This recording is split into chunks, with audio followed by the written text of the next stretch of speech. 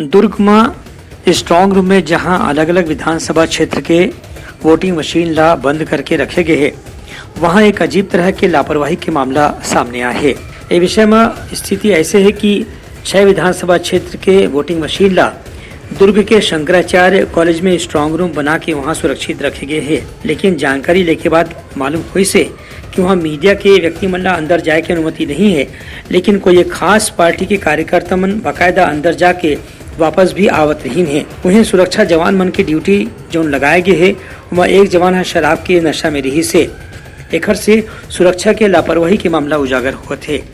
फिलहाल ये मामला की शिकायत करे गए है, लेकिन इस संबंध में प्रशासन डहार ले कोई भी सफाई दे के स्थिति में नहीं रही से।